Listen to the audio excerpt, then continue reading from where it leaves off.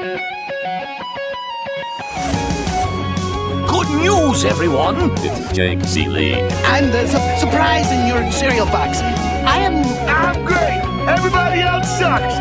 Let's get dangerous! Yes, sir, random kid I just met. It's time to check the lid. Oh, wait, you're serious? Let me laugh even harder. You know what? You just made the list! Hooray! People are paying attention to me. It's all in football. Sure, we talk about it all the time. Really? No, burn.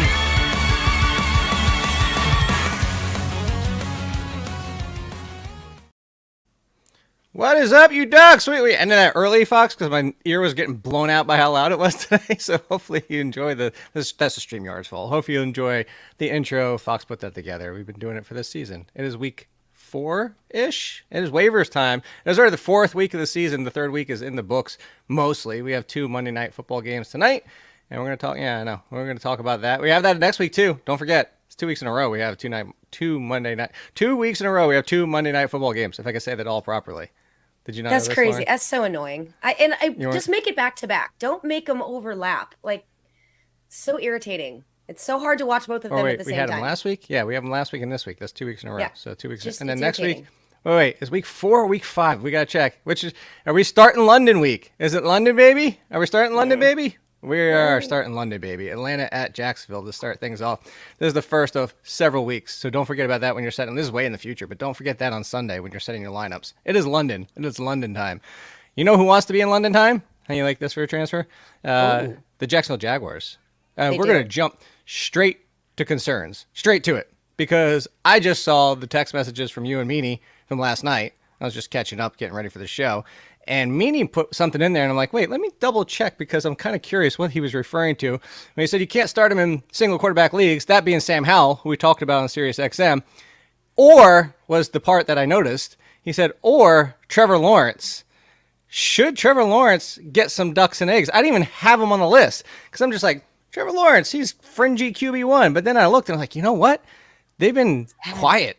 The first 3 weeks, they've been pretty quiet. And you would think, given, you see the box scores for Zay Jones the first week, Christian Kirk since, Calvin Ridley got banged up in week 3, but of course, that's one of the 18 people I have on my rosters that's hurt now. But all that being said, do you have concern for Trevor Lawrence? Is London going to be his get right? Because Jaguars love some London. It usually is, right? I do have concerns for Trevor Lawrence. However, I also have a ton of faith in Doug Peterson and the weapons around him. So it's not nearly as concerning as other names on the list that we are going to talk about, but it's there. It's there and it's not pretty. Don't like it. Would you, if you had to pick, starting as way in advance, but if you had to start week 4, you have to start a quarterback, would it be Trevor Lawrence in London, as quiet as he's been, or Deshaun Watson, who got to play the Titans and finally looked good? Oh, God, gross. No, I'll stick with Trevor Lawrence. By the way, it irritated me. As much as Sam Howell did not live up to our expectations, the fact that Deshaun Watson played well was even more annoying. Like, this sucks. Well, I guess to follow it up with Baltimore at home, the Jaguars get Atlanta in London, which means they should be running 8 billion times. It's in Wembley, too. So you can't even see the bottom part. It says football. That's fantasy football. So I like it. I'm a magical unicorn. Wizard. Unicorn wizard person thing. Whatever it is. But you always have the greatest T-shirts. Well, let's continue with quarterbacks. We'll start worries. We'll start the show with worries. No, we're not starting the show with Devon Achane. Bless you. I'm gonna check what Jiggle says. I don't know if it's Achane or is it Achane. I don't know. I actually have the pronunciation guide, so done. I'm checking it while we're doing this. I thought it was Achane. I thought it was too. You better not be lying to us, Jiggles. I'm gonna ban somebody. Oh, look, this is the official NFL guide. Devon Achane. Boom. There we go. Chain. Wrong. Football morning in America is dumb. I mean, they're going to come for me, but yeah. Yes, football morning in America is dumb. Wait. I just realized this. Why is anybody referencing football morning in America or whatever it is? Because they're the idiots who kept saying Kyron Williams wrong. So no. Yeah. Football Morning America, get your shit together. Sorry, it's just like we're not Canada anymore, so I can say that. Oh no, this. How do they keep mispronouncing? This is. You would think of all networks. Why are we the ones that have to keep correcting them? Anyway, sidebar. Sorry. Let's continue about worries for quarterbacks. He's very passionate about this, everybody. Yeah, and don't say you're bad, Jiggles. They're the ones that keep getting these names wrong. It's not that hard. Just there's the very first week before we started football. If you are a part. It's an email. If you're a part of the NFL email list in the media, I got one. The SiriusXM sent it to us just in case we missed it. I got one. If I'm getting one, freaking NFL Network TV show should be getting one. Anyway, Justin Fields. Are we officially a full-blown Infinity Duck? We haven't given one out yet this year. But not yet. No Infinity Duck level for another bad game from Justin Fields. Yeah, not yet. There are some kinks, obviously, that need to be worked out. And I say kinks, it's a very light word for the massive amounts of problems that they have. He had a slow start last year as well. And I believe it was after week 5. So starting in week 6, he was a top 10 QB the rest of the season. So I kind of see something similar happening. I know the coaching is different. We got a lot of stuff that we got to work on here, but I'm not in full panic mode yet. But I think you really do need to start making some changes. I think you need to make some backup plans to start somebody else. And if he doesn't start, picking things up maybe by week 5, week 6, then it is a full panic mode for me. But I'm not there quite yet. We've seen this before, and then we saw him bounce back and become an amazing. Yes, I think you can bench him. Would you bench him for Brock Purdy going against the Arizona Cardinals in week 4? Yes. Okay. Yes. So it's pretty far down the list. Because I skipped right it is panic now, but not for the future. I don't think this is season ending for Apocalypse now is what it is, not panic now. So how about this? Would you start Trevor Lawrence in the morning? We'll talk about this again on Saturday, but this is way early. Let's see if you maybe change your opinions throughout the week. This is only Monday. This is reactionary type of stuff. It happens to me a lot. But Trevor Lawrence against Atlanta at home, or Brock Purdy at home against the Arizona Cardinals in week 4. That's a good you one. had to pick one. I'll go Brock Purdy over Trevor Lawrence. Still Brock Purdy. By the way, this is so somebody's gonna have to get right in this game if everybody hasn't checked the schedule. So what are they talk about rage drops yesterday? The most rage dropped of droppiness yesterday. The Denver Broncos defense was cast off with the fastest possible way you've ever seen. What a tens nightmare. of thousands and hundreds of thousands of drops, immediately after giving up 70 points. That being said, somebody has to get right. Either the Broncos get right against Justin Fields, and their defense is relative in fantasy this week because of turnovers and what Justin Fields has done so far, or Justin Fields exploits that defense that seems to have fallen apart and been one of the worst defenses in the league. And that was even before the Dolphins game. We already had concerns about this. They just let Sam Howell and the Washington Commanders do pretty well against them. So somebody has to get right there. Or maybe they get right and Justin Fields has a big day. You could always have that. Somebody actually did that. Would you ever do that? Somebody actually tweeted me. I was like, okay, go ahead, do it. Somebody was like, I'm doing something weird. I'm starting Justin Fields and the Chiefs defense. Chiefs defense, great call. Justin Fields, not so much. Would you ever start your quarterback and defense in your same lineup? I try not to do that. It's very counterproductive. It is, but what if it's a situation? Usually, I know that there are situations where it works out, but usually, I don't want to play. Here's an interesting one. Lamar Jackson against the Cleveland Browns in week 4. The Browns defense, by the way, the stats are throwing out there on Twitter from a lot of people. This is, as of 3 weeks, the best defense since 1999 and what they've been giving up, how devastating they've been. So they could limit it, but then Lamar Jackson could still run for 100 yards and a touchdown. So it's kind of if I had the Browns defense, I'm not getting rid of him, but I'm not benching Lamar Jackson. Right. So, okay. How about this? Daniel Jones. 2 big fat stinkers in 1 week of being the best quarterback in fantasy. Now, the Giants wait all the way until Monday night and get the Seattle Seahawks at home.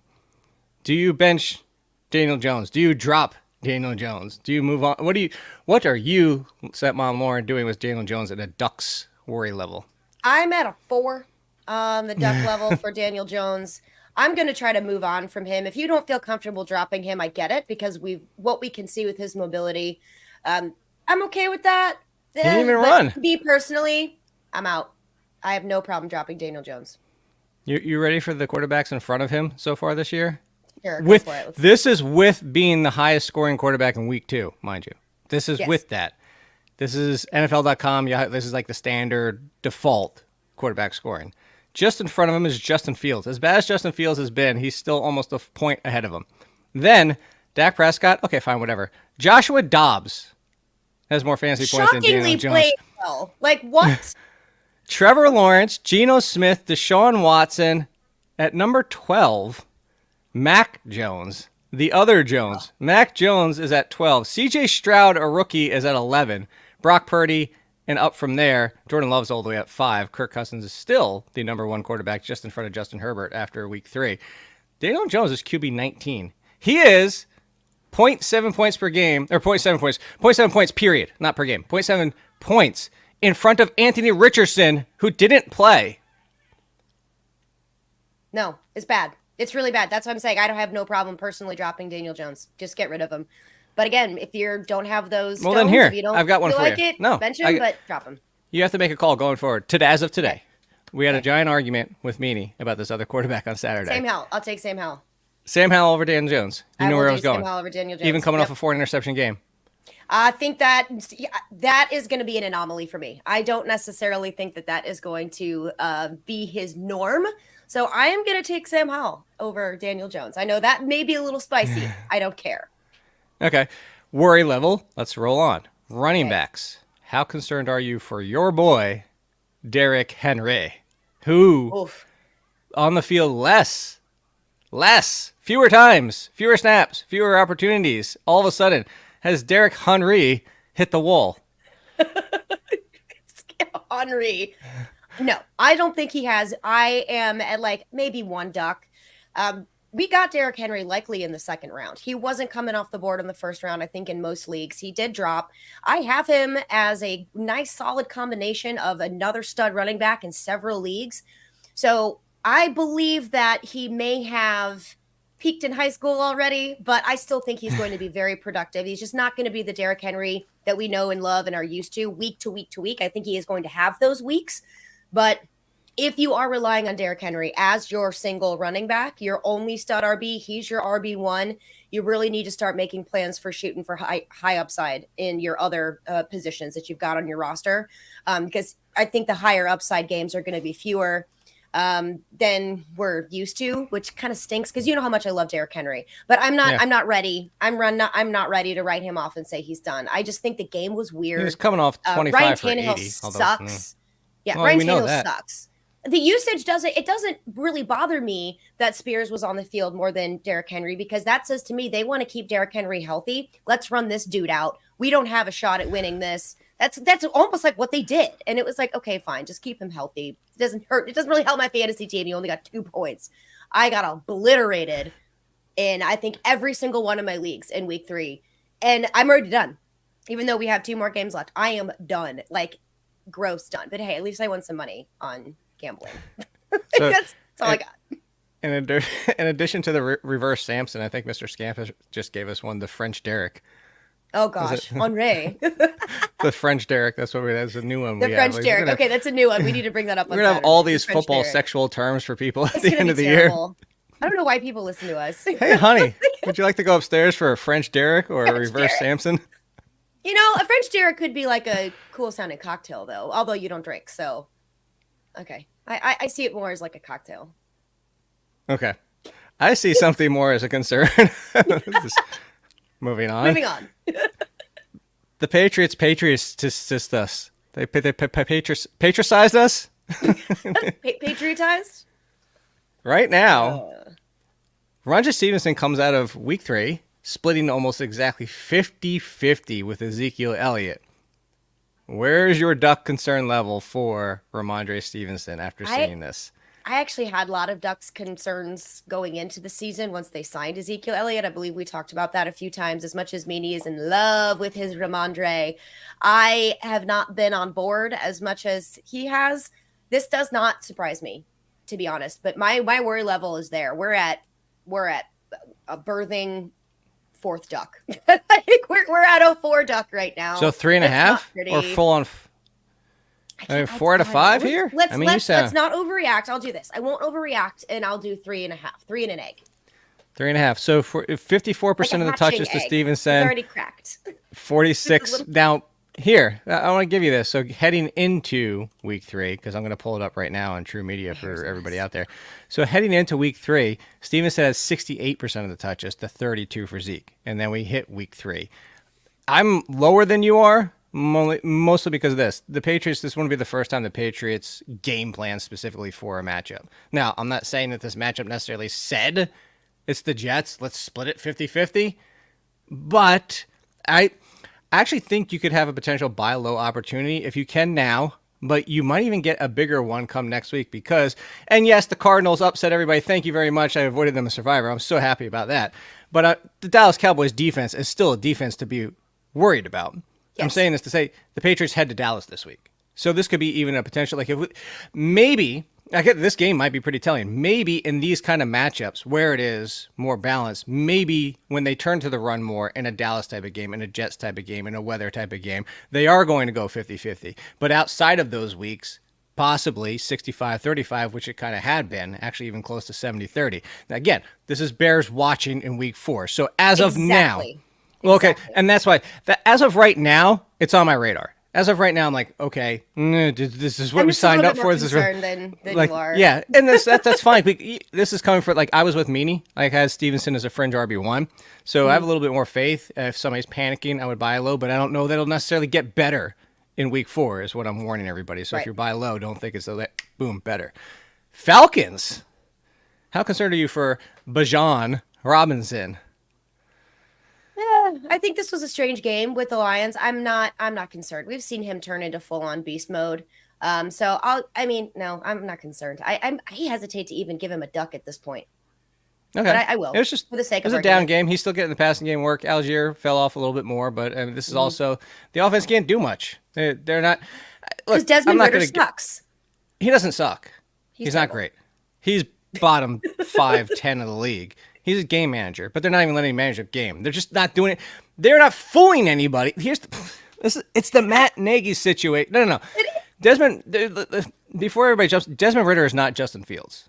Let me make that clear before I go here. But it's similar to Matt Nagy with Justin Fields. It's like, yes, Desmond Ritter is a limited quarterback. Not denying that. I'm not. Zach Wilson's a limited quarterback. Zach Wilson's beyond limited. Like, I don't even know if there is a limit to get to for him. Whatever it might be. But when your offense is that blanket white, no mystery, you know what they're doing. They're running the ball. They're throwing to Algier. They're throwing to Drake London. They're throwing to Kyle Pitts. End of story. Sometimes one other person gets involved. But also, if you watch the passing game, they're simple routes. They're not even giving, because I don't think they're confident that Ritter makes second, third, fourth reads. And they're kind of giving this one read scenario, and everything's just blanketed out there. And it's just, it feels like they're scripted. It feels like you know what it is? It feels like somebody on Madden playing on that second lowest level. Not the rookie one, but whatever that level is. Give me the simplified playbook one. Yeah, you know what I'm talking about? I got you. Tecmo Bowl playbook. There's an. I should have worn my Tecmo. There you go. I like that too. No, here's your 4 plays. Yep. No, that's exactly what it is. I don't have concern for Bijan. I just have concerns for Desmond Ritter. So all the pass catchers like Drake London, not excited about that. Kyle Pitts, not excited about that at all. In fact, I'm very concerned for those two. But Bijan, I'm okay with. Okay, so Bijan. One more before we. I know it's Bijan. It's just you can't change. Like I said, you pass the statute of limitations and correcting us on your name. So, last one, the Jets running backs. Breece Hall still only out there about 35-40% of the time. But we sat here all preseason and said, I don't know how many times Breece Hall. Remember Saquon Barkley years ago? He wasn't 100% of himself until the first week of October. Unfortunately, he rolled up his ankle then, just like he rolled up his ankle this year. All that being said, they only went to him because they had no other options, but he was still he didn't look great. Everybody got excited in week 1 because Breece Hall ran off a huge run, and everybody's like, oh my God, he's fine. Everything. No, they're still limited. And now they've had bad games and bad matchups, and they have Zach Wilson at quarterback. This is why this is full blown. Nah, I can't give the infinity duck because it's not all Breece Hall. Breece Hall is fine. This is what Breece Hall was going to be. He was going to be brought along slowly. $7 million in Dalvin Cook was not bringing in Dalvin Cook to be a backup plan. Different than Kareem Hunt. Kareem Hunt's with incentives. We're going to talk about that in a second. But I think if we said Breece Hall only, 1 duck. When you loop in Zach Wilson in this offense, I think you have to go full 4, almost even 5 out of 5 on this one. I think 5 out of 5 is a little steep. I'll go 4. Exactly like you said, for he himself. I don't know if that's even correct grammar. It's probably not. 1, I'm totally okay with. Him himself, he. You know that pronoun, whatever that describes Breece Hall. But yeah, I'm okay with 4. Should be named. Yeah. But that is the problem. There is a big problem here. But the reason why I'm not as concerned as the 5 out of 5 is because he's not going to be this limited the entire season. And he has shown that he can get explosive plays on the board, in the books, even on limited touches. So maybe I have a little bit more faith in him. Like, for you guys, it's Ramondre. For me, it's Breece Hall. I don't know, but 5 out of 5 is a little much. Well, for I me. think 4 out of 4 with this situation is what I'm more comfortable with. To go to that real quick, in a vacuum, they both be dead because they can't breathe. But in a vacuum, you would take Stevenson over Hall, though, right? Like straight up. No. I'm not talking about like pure talent. I'm talking about fantasy, like knowing the workload going forward, these teams and everything. Like, wouldn't you still take Stevenson over Hall? Really? No. Do you have some secret information where the Jets are going to get a quarterback who knows how to play football? You know something we don't? I don't think I do, but it's a gut call for me on this one because I think they're very close. But my gut is telling me it's Breece Hall. He plays more explosive. He's more fun to watch. I think he can make things happen. And Ramondre hasn't really shown that to me so far this season. So I'm leaning Breece Hall on that. I know. I'm crazy. I still think you can't get past. I'm likely totally wrong, but that's where I'm going. No, that's completely fine. I like a hard stance on these things. But this comes down to the fact that, good God, you give me 50 attempts behind the Jets offensive line, I still die in all 50 and don't complete a pass, but it wouldn't be that much worse than Zach Wilson. Honestly, at least you could just be like, hey, just run the ball every single time instead of wasting your time in the passing game. Although I don't even know if I could pull off a handoff in the NFL before I got destroyed and murdered by these guys. You bring up a good point. I don't understand why there is any passing on the Jet. Just hand the ball off. Just was it the Chargers? Who did the opposite side handoff for the 4th down play and got stuck? I think it was the Chargers. I don't know. I sat there looking at it like, really? That was your call on 4th down? I think it was the Chargers. Guess somebody probably got. Wasn't that Chargers? I heard of it, but I did not see the play. I know what you're talking about, though. Dang it! I think it was the Chargers.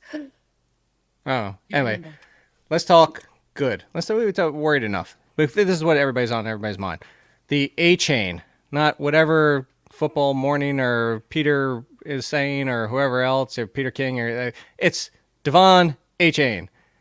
If you weren't if you didn't I was about to say, if you weren't listening to it, that was going to sound so like, haha, you weren't listening to us, you should have had Achane. But there's smaller rosters, there's smaller leagues, you might be out there. If Achane is sitting out there because of those roster constrictions, and like a lot of people listening to this show had a great team, and it was just like, oh my God, who do I drop? I can't. So if Achane is out there, would this be? We've had potentially now the 3rd week in a row of blow your entire fab. If you haven't already, is Achane blow your entire fab type of player for you? No. No, he's not blow your entire fab. This is still a committee, and Jeff Wilson is still coming back, and Mike McDaniel really likes to use all of his running backs. This was just a blowout murder scene that happened to the Broncos.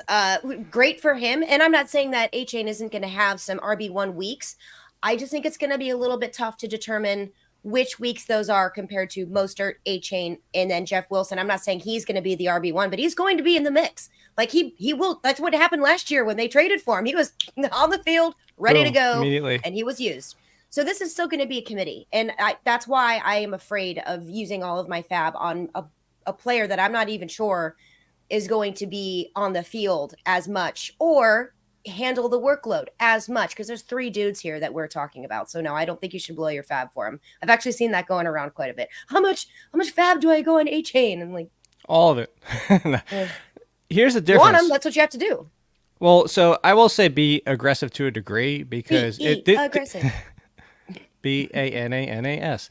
If you do get Achane off waivers, this is one of those players where I think you could immediately turn around and flip him into a trade. Like a lot of people will say like, oh, I missed out on a guy on waivers, and like, what am I going to get in a trade for him? Because everybody knows, like, oh, you just picked him off waivers. I'm not going to trade for a guy you just picked off waivers. But this is a scenario where I think you could, because what you said, the excitement is there, the thrill of how explosive he is, the fact that they have 18 people on this team who run a 4.2 40. Like, I'm exaggerating, but you get the point. But I'm with you. Jeff Wilson is now 1 more week away, and he's going to be thrown into the mix. Is it likely Mostert and Achane going forward? Is this similar to the DeAndre Swift, where we sit here and say, how do you turn back to Kenneth Gainwell after what you just saw with DeAndre Swift? The answer is, how many times? Fool me once, shame on you. Fool me twice. Fool me the 1,373rd time. Shame on, I don't know, because like we've done this before with these backfields and these coaches. This is Mike McDaniel from the Shanahan tree. Jeff Wilson, like you said, probably third. He's not third on the chart, but he's going to get touches. And 1 week it might be a Mostert situation. And let's go back to the Patriots. We just had a matchup situation. Right. And that's the thing. This is why Achane's a sell high, Mostert's a sell high. Mostert probably not going to get as much as Achane because shiny new toy, and people know Mostert already had the ticking time bomb. But whatever it comes down to is, this is one I would grab off waivers and immediately try to flip into a trade, unless you need running back, because if you need running back, I mean, you potentially could, given the situation. Matt Breida, did he do anything for you against the 49ers to say, go grab him on waivers? No, unless you're desperate. I mean, unless you're desperate, I get it. But he was a fantastic shoe-in that found the end zone. That's the only reason he was even relevant. Yep, okay. That's exactly it. No, stay away if you can, please. Oh. So here's another one. The Ravens situation. So Gus Edwards was the guy. Gus Edwards was looking good. Gus Edwards got concussed. Possibly, mostly, given what we've seen so far, just in general in the NFL, likely out for week 4. Do you go right back to Justice Hill, or do you go for Justice Hill as in, let's go back, bring it back to Achane. Let's say Hill and Achane are out there. Do you go, you know what, I'll go moderately aggressive on Achane if I miss out. Now, if Hill's still sitting out there, I know I'm going to get Hill on the cheap. Would you say, let's argument's sake, 60%, because I hate throwing out numbers. We talk about Fab all the time. Like, what does 60% mean to you? You might have spent more, you might have spent we'll say 60% out of 100 is what it might take to get Achane. We'll say 20% is what it might take to get Hill.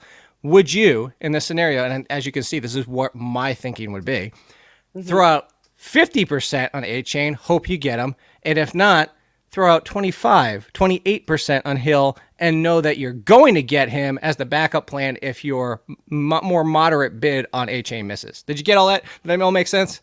I agree. That's exactly what I would do. And I 100% hear what you were saying. I don't mind Justice Hill. We were, especially Gus Edwards is going to probably miss week 4. They've got to have somebody out there besides Melvin Gordon. So I'm okay with Justice Hill. I mean, it's going to be an annoying situation. It's not like this is a clear RB1 for the rest of the season type of deal that we're going to be watching and having to, circumnavigate. But I would actually prefer to have Hill, but I do want to still take a shot on Achane just in case. So I really like how you laid that out. Yes, I would do that. And I would stash Keaton Mitchell in deeper leagues, comes back next week like Jeff Wilson does. Real quick before we get out of here, because Fox has to get out of here. We're over on time, but make sure you're following Stepmom Lauren at Stepmom Lauren. I'm at All Kid. Waivers come out tonight, midnight over the Athletic. Still $1 a month, only a few more days. It ends on September 30th. Got all that in. All right, real quick. If you had to pick up only one, simple answer. The article will be there. We'll talk more about it later in the week and on the SiriusXM show. But Quentin Johnston, with the likelihood that Mike Williams is out. Granted, Joshua Palmer's running ahead of him, but Quentin Johnston's been targeted more on the routes that he's run than Palmer has. Again, all relative. Just throwing that out there as a nugget piece. More upside. We agree he's more upside than Palmer. But you can answer Palmer. Palmer, Johnston, or Tank Dell. Potentially the new Tank Dell. Easy answer, Tank Dell? Yep, easy answer, Tank Dell. I love Quentin Johnson, love Josh Palmer. I'm going Tank Dell on this one. I think it's way clearer. Get Achane, Dell, and every other 5'6" guy. You can go get Wan'Dale Robinson, final the minute team. Yeah, the small guys. We'll be back on Wednesday. Special guest as Meanie takes off this week. You'll have to stay tuned to see who will be joining me to talk ranks on Wednesday at 10 a.m. Goodbye, 5-6ers.